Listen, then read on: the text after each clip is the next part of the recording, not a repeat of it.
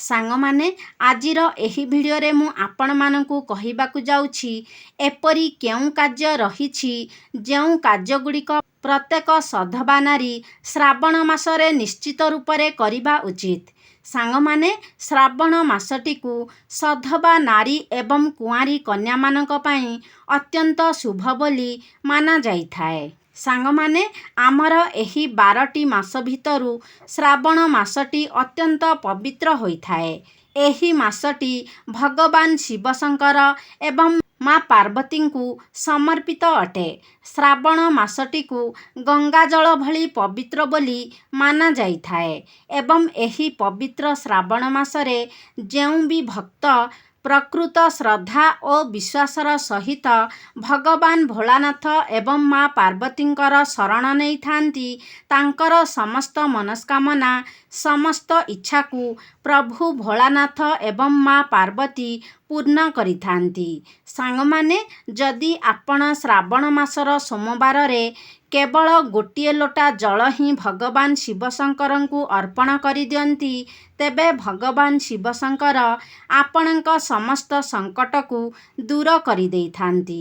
ସାଙ୍ଗମାନେ ଏହି ଶ୍ରାବଣ ମାସରେ ଯଦି ଆପଣଙ୍କ ଘରର କୌଣସି ବି ସଦସ୍ୟ ଶ୍ରାବଣ ମାସର ସୋମବାରରେ ଶିବଲିଙ୍ଗରେ ଗୋଟିଏ ଲୋଟା ଯାହାକି ତମ୍ବାର ଲୋଟା ହୋଇଥାଏ ସେହି ଲୋଟାରେ ଗୋଟିଏ ଲୋଟା ଜଳ ଏବଂ କିଛି ଗଙ୍ଗାଜଳ ଏବଂ ଲାଲ ରଙ୍ଗର ଫୁଲ ଭଗବାନ ଶିବଶଙ୍କରଙ୍କୁ ଅର୍ପଣ କରନ୍ତି ତେବେ ଆପଣଙ୍କର ଜୀବନରେ ଚାଲିଥିବା ଦାରିଦ୍ରତା ଦୂର ହୋଇଯାଇଥାଏ, ଧନଜନିତ ସମସ୍ୟା ଦୂର ହୋଇଯାଇଥାଏ। ସାଙ୍ଗମାନେ ଯଦି ଆପଣମାନେ ଶ୍ରାବଣ ସୋମବାରର ବ୍ରତ କରୁଛନ୍ତି ଏବଂ ଆପଣ ସଧବା ନାରୀ ଅଟନ୍ତି ତେବେ ଆପଣ ପ୍ରଭୁ ଶିବଶଙ୍କରଙ୍କର ପୂଜା କରିବା ସହିତ ପ୍ରତ୍ୟେକ ଦିନ ମାତା ପାର୍ବତୀଙ୍କର ମଧ୍ୟ ପୂଜା କରିବା ଉଚିତ। ତେବେ ଆପଣ ଶ୍ରାବଣ ମାସର ବ୍ରତ କରନ୍ତୁ କିମ୍ବା ନ କରନ୍ତୁ, ଯଦି ଆପଣ ଶ୍ରାବଣ ମାସରେ ପ୍ରତ୍ୟେକ ଦିନ ମାତା ପାର୍ବତୀଙ୍କର ପୂଜା କରନ୍ତି, ପ୍ରତ୍ୟେକ ଦିନ ମାତା ପାର୍ବତୀଙ୍କୁ ସିନ୍ଦୁର ଏବଂ ଗୋଟିଏ ଲାଲ ରଙ୍ଗର ଫୁଲ ଅର୍ପଣ କରନ୍ତି ତେବେ ଆପଣଙ୍କର ସ୍ୱାମୀଙ୍କର ଆୟୁ ଦୀର୍ଘାୟୁ ହୋଇଥାଏ, ଆପଣଙ୍କର ଶଙ୍ଖା ସିନ୍ଦୁର ବଜ୍ର ହୋଇଥାଏ। ଆପଣଙ୍କର ସ୍ୱାମୀଙ୍କର ଯଦି କୌଣସି ବି ପ୍ରକାରର ସ୍ୱାସ୍ଥ୍ୟ ସମ୍ବନ୍ଧିତ ସମସ୍ୟା ରହିଛି ତେବେ ଏହି ଉପାୟଟିକୁ ଆପଣ ନିଶ୍ଚୟ ଭାବରେ କରିବା ଉଚିତ। ଅର୍ଥାତ୍ ଶ୍ରାବଣ ମାସରେ ପ୍ରତ୍ୟେକ ଦିନ ଆପଣ ପ୍ରଭୁ ଶିବଶଙ୍କର ଏବଂ ମା ପାର୍ବତୀଙ୍କର ପୂଜା କରନ୍ତୁ। ମା ପାର୍ବତୀଙ୍କୁ ସିନ୍ଦୁର ଏବଂ ଗୋଟିଏ ଲାଲ ରଙ୍ଗର ଫୁଲ ଅର୍ପଣ କରନ୍ତୁ। ଏପରି କରିବା ଦ୍ୱାରା ଆପଣଙ୍କର ସ୍ୱାମୀଙ୍କର ସ୍ୱାସ୍ଥ୍ୟରେ ଉନ୍ନତି ହୋଇଥାଏ। ସାଙ୍ଗମାନେ ଆପଣ ଯେଉଁ ସିନ୍ଦୁରକୁ ମା ପାର୍ବତୀଙ୍କୁ ଅର୍ପଣ କରୁଛନ୍ତି ସେହି ସିନ୍ଦୁରକୁ ଆପଣ ନିଜ ମଥାରେ ଲଗାନ୍ତୁ ଏବଂ ଲାଲ ଫୁଲରେ ଯଦି ଆପଣ ମନ୍ଦାର ଫୁଲ ମାଙ୍କୁ ଅର୍ପଣ କରୁଛନ୍ତି ତେବେ ଏହା ସର୍ବୋତ୍ତମ ହୋଇଥାଏ। ସାଙ୍ଗମାନେ ଆପଣମାନେ ଜାଣନ୍ତି ଶ୍ରାବଣ ମାସଟି ସବୁଜିମାର ମାସ ହୋଇଥାଏ। ଏହି ମାସରେ ଆମର ପୃଥିବୀ ସବୁଜିମାରେ ଭରି ରହିଥାଏ, ଚାରିଆଡ଼େ ବର୍ଷା ହେଉଥାଏ, ଆପଣଙ୍କୁ ଚତୁର୍ଦିଗ ସବୁଜମୟ ଦେଖାଯାଇଥାଏ ଏବଂ ଶ୍ରାବଣ ମାସରେ ସବୁଜ ରଙ୍ଗର ଏକ ବିଶେଷ ମହତ୍ତ୍ୱ ରହିଥାଏ। ତ ସାଙ୍ଗମାନେ ଏହି ଶ୍ରାବଣ ମାସରେ ପ୍ରତ୍ୟେକ ସଧବା ନାରୀମାନଙ୍କୁ ସବୁଜ ରଙ୍ଗର ବସ୍ତ୍ର ଏବଂ ସବୁଜ ରଙ୍ଗର ଚୁଡ଼ି ପିନ୍ଧିବା ଉଚିତ। ଏହାକୁ ଅତ୍ୟନ୍ତ ଶୁଭ ବୋଲି ମାନାଯାଇଥାଏ।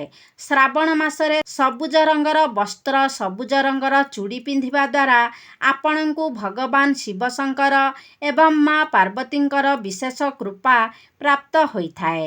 ଆପଣଙ୍କୁ ଅଖଣ୍ଡ ସୌଭାଗ୍ୟବତୀର କୃପା ପ୍ରାପ୍ତ ହୋଇଥାଏ। ଏହା ବ୍ୟତୀତ ଆପଣ ଲାଲ, ଗୋଲାପୀ ଏବଂ ହଳଦିଆ ରଙ୍ଗର ବସ୍ତ୍ର ମଧ୍ୟ ପିନ୍ଧିପାରିବେ। ଏହାକୁ ମଧ୍ୟ ଅତ୍ୟନ୍ତ ଶୁଭ ବୋଲି ମାନାଯାଇଥାଏ। ମାତ୍ର ଏହି କଥାର ସର୍ବଦା ଧ୍ୟାନ ରଖିବେ ଯେ ଆପଣ ଶ୍ରାବଣ ମାସରେ କଦାପି ବି କଳା ରଙ୍ଗର କିମ୍ବା ଧଳା ରଙ୍ଗର ବସ୍ତ୍ର ପରିଧାନ କରିବେ ନାହିଁ। ବିଶେଷ କରି ସଧବା ନାରୀମାନେ କଳା ରଙ୍ଗ କିମ୍ବା ଧଳା ରଙ୍ଗର ବସ୍ତ୍ର ପରିଧାନ କରିବେ ନାହିଁ। ତୃତୀୟରେ, ଆପଣ ଶ୍ରାବଣ ମାସରେ କଦାପି ବି ନିଜର ବେକକୁ ଖାଲି ରଖନ୍ତୁ ନାହିଁ। ଆପଣ ଯଦି ସଧବା ନାରୀ ଅଟନ୍ତି ତେବେ ବେକରେ ମଙ୍ଗଳସୂତ୍ର ନିଶ୍ଚୟ ପିନ୍ଧନ୍ତୁ। ଯଦି ମଙ୍ଗଳସୂତ୍ର ପିନ୍ଧି ପାରୁନାହାନ୍ତି ତେବେ କୌଣସି ଏକ ମାଳି ନିଶ୍ଚୟ ପିନ୍ଧନ୍ତୁ। ମୋତିର ମାଳି ଆପଣ ପିନ୍ଧିପାରିବେ, ମାତ୍ର ବେକକୁ କେବେ ସମ୍ପୂର୍ଣ୍ଣ ରୂପରେ ଖାଲି ରଖନ୍ତୁ ନାହିଁ। ଏହା ବ୍ୟତୀତ ଆପଣ ଶ୍ରାବଣ ମାସରେ ନିଜର ମଥାକୁ କେବେ ବି ଖାଲି ରଖନ୍ତୁ ନାହିଁ। ଆପଣମାନେ ଜାଣନ୍ତି ଆଜିର ଆଧୁନିକ ଯୁଗରେ ଏପରି ଅନେକ ବିବାହିତ ମହିଳା ଅଛନ୍ତି ଯେଉଁମାନେ ସିନ୍ଦୁରକୁ ସେତିକି ପ୍ରାଧାନ୍ୟ ଦେଉନାହାନ୍ତି। ତେବେ ସାଙ୍ଗମାନେ, ଆପଣମାନେ ମନେ ରଖିବା ଉଚିତ ଯେ ଜଣେ ସଧବା ନାରୀ ପାଇଁ ସିନ୍ଦୁରର ମହତ୍ତ୍ୱ ବହୁତ ଅଧିକ ରହିଥାଏ। ଏହି ସିନ୍ଦୁର ଜଣେ ସ୍ୱାମୀଙ୍କର ଦୀର୍ଘାୟୁ ଏବଂ ସଫଳତାର କାମନା କରି ଗୋଟିଏ ସ୍ତ୍ରୀ ନିଜର ମଥାରେ ଭରିଥାଏ। ତେବେ ସାଙ୍ଗମାନେ, ଏହି ଶ୍ରାବଣ ମାସରେ, ଏହି ପବିତ୍ର ଶ୍ରାବଣ ମାସରେ ଆପଣ କଦାପି ବି ନିଜର ମଥାକୁ ଖାଲି ରଖନ୍ତୁ ନାହିଁ। ମଥାକୁ ସର୍ବଦା ସିନ୍ଦୁରରେ ଭରି ରଖନ୍ତୁ। ଏପରି କରିବା ଦ୍ୱାରା ଆପଣଙ୍କ ସ୍ୱାମୀଙ୍କୁ ଦୀର୍ଘାୟୁ ପ୍ରାପ୍ତ ହୋଇଥାଏ। ଭଗବାନ ଶିବ ଶଙ୍କର ଏବଂ ମାତା ପାର୍ବତୀଙ୍କର ଆଶୀର୍ବାଦ ପ୍ରାପ୍ତ ହୋଇଥାଏ। ଆପଣଙ୍କ ସ୍ୱାମୀଙ୍କୁ ଦୀର୍ଘାୟୁ ପ୍ରାପ୍ତି ହେବା ସହିତ ତାଙ୍କର ଉନ୍ନତି ମଧ୍ୟ ହୋଇଥାଏ। ସାଙ୍ଗମାନେ, ଶ୍ରାବଣ ମାସରେ ସିନ୍ଦୁର କିଣିବା ଏବଂ ସିନ୍ଦୁର ଦାନ କରିବା ମଧ୍ୟ ଅତ୍ୟନ୍ତ ଶୁଭ ବୋଲି ମାନାଯାଇଥାଏ। ତ ଶ୍ରାବଣ ମାସରେ ଆପଣ ସିନ୍ଦୁର କିଣିପାରିବେ ଏବଂ ସିନ୍ଦୁର କିଣି ଅନ୍ୟ ସଧବା ନାରୀମାନଙ୍କୁ ଉପହାର ସ୍ୱରୂପ ମଧ୍ୟ ଦେଇପାରିବେ। ଏହା ଅତ୍ୟନ୍ତ ଶୁଭ ବୋଲି ମାନାଯାଇଥାଏ। ସାଙ୍ଗମାନେ, ପ୍ରତ୍ୟେକ ସଧବା ନାରୀମାନଙ୍କ ପାଇଁ ଷୋଳ ଶୃଙ୍ଗାର ଅତ୍ୟନ୍ତ ଗୁରୁତ୍ୱପୂର୍ଣ୍ଣ ହୋଇଥାଏ। ତ ସାଙ୍ଗମାନେ, ଆପଣମାନେ ଯଦି ଏହି ଶ୍ରାବଣ ମାସରେ ଷୋଳ ଶୃଙ୍ଗାର କରନ୍ତି ତେବେ ଆପଣଙ୍କର ସ୍ୱାମୀଙ୍କର ଆୟୁରେ ବୃଦ୍ଧି ହୋଇଥାଏ। ଆପଣଙ୍କୁ ଅଖଣ୍ଡ ସୌଭାଗ୍ୟବତୀର ଆଶୀର୍ବାଦ ପ୍ରାପ୍ତ ହୋଇଥାଏ। ଶ୍ରାବଣ ମାସରେ ଆପଣ ଶୃଙ୍ଗାର ଦ୍ରବ୍ୟ କିଣିକି ଆଣିପାରିବେ ଏବଂ ଶୃଙ୍ଗାର ଦ୍ରବ୍ୟ ଦାନ ମଧ୍ୟ କରିପାରିବେ। ଆପଣ ଯଦି ଶ୍ରାବଣ ମାସରେ କୌଣସି ସଧବା ନାରୀଙ୍କୁ ଶୃଙ୍ଗାର ଦ୍ରବ୍ୟ ଉପହାର ସ୍ୱରୂପ ଦିଅନ୍ତି କିମ୍ବା ପରିବାରରେ ହେଉ କିମ୍ବା ପରିବାର ବାହାରେ ହେଉ କୌଣସି ବି ସଧବା ନାରୀଙ୍କୁ ଶୃଙ୍ଗାର ଦ୍ରବ୍ୟ ଦାନ କରନ୍ତି, ଉପହାର ସ୍ୱରୂପ ଦିଅନ୍ତି, ତେବେ ଏହାଦ୍ୱାରା ଆପଣଙ୍କ ଗୃହରେ ସ୍ଥାୟୀ ଲକ୍ଷ୍ମୀଙ୍କର ବାସ ହୋଇଥାଏ। ଆପଣଙ୍କ ଗୃହର ସଦସ୍ୟମାନଙ୍କର ଉନ୍ନତି ହୋଇଥାଏ। ଗୃହର ଧନଧାନ୍ୟ ଜନିତ ସମସ୍ତ ସମସ୍ୟା ଦୂର ହୋଇଯାଇଥାଏ ଏବଂ ଆପଣଙ୍କ ଗୃହରେ ସୁଖ ସମୃଦ୍ଧିର ବୃଦ୍ଧି ହୋଇଥାଏ। ସ୍ୱାମୀ ସ୍ତ୍ରୀଙ୍କ ମଧ୍ୟରେ ଭଲ ପାଇବାର ବୃଦ୍ଧି ହୋଇଥାଏ। ତେବେ ସାଙ୍ଗମାନେ, ଆପଣମାନେ ଏହି କଥାର ଧ୍ୟାନ ରଖିବେ ଯେ ଆପଣ ଯେଉଁ ଶୃଙ୍ଗାର ଦ୍ରବ୍ୟ ଦାନ ଦେଉଛନ୍ତି କିମ୍ବା ଉପହାରରେ ଦେଉଛନ୍ତି ତାହା ଆପଣ ନୂଆ କରି କିଣିକି ଆଣିକି ଦେବେ। ନିଜର ବ୍ୟବହାର ଶୃଙ୍ଗାର ଦ୍ରବ୍ୟ କେବେ ବି କାହାକୁ ଦାନ କରିବେ ନାହିଁ କିମ୍ବା କାହାକୁ ଉପହାର ସ୍ୱରୂପ ମଧ୍ୟ ଦେବେ ନାହିଁ। ସାଙ୍ଗମାନେ, ଏହି ଶ୍ରାବଣ ମାସରେ ସଧବା ନାରୀ ହୁଅନ୍ତୁ କିମ୍ବା କୁଆଁରୀ କନ୍ୟା ହୁଅନ୍ତୁ, ନିଜ ହାତରେ ମେହେନ୍ଦି ଲଗାଇବା ଅତ୍ୟନ୍ତ ଶୁଭ ବୋଲି ମାନାଯାଇଥାଏ। ଶ୍ରାବଣ ମାସରେ ଆପଣ ନିଜ ହାତରେ ମେହେନ୍ଦି ଲଗାଇବା ଦ୍ୱାରା ଆପଣଙ୍କୁ ମାତା ପାର୍ବତୀଙ୍କର ବିଶେଷ କୃପା ପ୍ରାପ୍ତ ହୋଇଥାଏ। ସାଙ୍ଗମାନେ, ଶ୍ରାବଣ ମାସରେ ମା ପାର୍ବତୀଙ୍କର ପୂଜା କରିବା ସହିତ ଆପଣ ଯଦି ଏହିସବୁ କାର୍ଯ୍ୟଗୁଡ଼ିକ କରନ୍ତି, ନିଜକୁ ଭଲ ଭାବରେ ସଜାନ୍ତି, ଷୋଳ ଶୃଙ୍ଗାରରେ ସଜାନ୍ତି, ତେବେ ଆପଣଙ୍କୁ ମା ପାର୍ବତୀଙ୍କର ଆଶୀର୍ବାଦ ବହୁତ ଶୀଘ୍ର ଏବଂ ବିଶେଷ ରୂପରେ ପ୍ରାପ୍ତି ହୋଇଥାଏ, ଯାହା ଆପଣଙ୍କର ସ୍ୱାମୀଙ୍କର ଆୟୁକୁ ଦୀର୍ଘ କରିଥାଏ। ସାଙ୍ଗମାନେ, ଆପଣ ଏହି ଶ୍ରାବଣ ମାସରେ ଛୋଟ ଛୋଟ କନ୍ୟାମାନଙ୍କୁ ଚୁଡ଼ି, ପାଉଁଜି, ବିନ୍ଦି ଏସବୁ ଉପହାର ସ୍ୱରୂପ ଦିଅନ୍ତି, ତେବେ ଆପଣଙ୍କୁ ନବଦେବୀଙ୍କର ଆଶୀର୍ବାଦ ପ୍ରାପ୍ତ ହୋଇଥାଏ।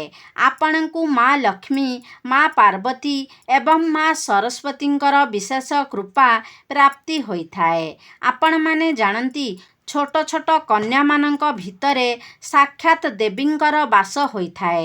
ତେଣୁ ଆପଣ ଯଦି ତ୍ରିଦେବୀଙ୍କର ଆଶୀର୍ବାଦ ପ୍ରାପ୍ତ କରିବା ପାଇଁ ଚାହୁଁଛନ୍ତି, ଆପଣଙ୍କ ଜୀବନର ସମସ୍ତ ସମସ୍ୟାଗୁଡ଼ିକର ସମାଧାନ କରିବା ପାଇଁ ଚାହୁଁଛନ୍ତି, ତେବେ ଆପଣ ଛୋଟ ଛୋଟ କନ୍ୟାମାନଙ୍କୁ ଏହିସବୁ ଜିନିଷ ନିଶ୍ଚିତ ରୂପରେ ଉପହାର ସ୍ୱରୂପରେ ଦିଅନ୍ତୁ। ଛୋଟ ଛୋଟ କନ୍ୟାମାନଙ୍କୁ ଏହିସବୁ ଜିନିଷ ଉପହାର ସ୍ୱରୂପ ଦେବା ଦ୍ୱାରା ଆପଣଙ୍କର ଅନେକ ପାପ କ୍ଷୟ ହୋଇଯାଇଥାଏ। ଆପଣଙ୍କୁ ଅନେକ ଗୁଡ଼ିଏ ଯଜ୍ଞ କରିବାର ପୁଣ୍ୟଫଳ ପ୍ରାପ୍ତି ହୋଇଥାଏ। 100 ଯଜ୍ଞ କରିବାର ପୁଣ୍ୟଫଳ ଆପଣଙ୍କୁ ପ୍ରାପ୍ତ ହୋଇଥାଏ। ଗଙ୍ଗା ସ୍ନାନ କରିବା ପରେ ପୁଣ୍ୟର ଫଳ ଏବଂ ଗୋଦାନ କରିବାର ପୁଣ୍ୟଫଳ ଆପଣଙ୍କୁ ପ୍ରାପ୍ତି ହୋଇଥାଏ। ସାଙ୍ଗମାନେ, ଶ୍ରାବଣ ମାସରେ ଯଦି ପ୍ରତ୍ୟେକ ସଧବା ନାରୀ ଏହିସବୁ ଛୋଟ ଛୋଟ କାର୍ଯ୍ୟଗୁଡ଼ିକୁ ପ୍ରତ୍ୟେକ ଦିନ କରନ୍ତି, ତେବେ ଏହାଦ୍ୱାରା ଆପଣଙ୍କୁ ପ୍ରଭୁ ଭୋଳାନାଥ ଏବଂ ମା ପାର୍ବତୀଙ୍କର ବିଶେଷ କୃପା ପ୍ରାପ୍ତ ହୋଇଥାଏ। ଏହି କାମଗୁଡ଼ିକ ମଧ୍ୟରୁ କୌଣସି ବି କାମ କଠିନ ନୁହେଁ। ଏହି କାମଗୁଡ଼ିକ ଆପଣଙ୍କ ପାଇଁ ଅତ୍ୟନ୍ତ ହିଁ ସହଜ।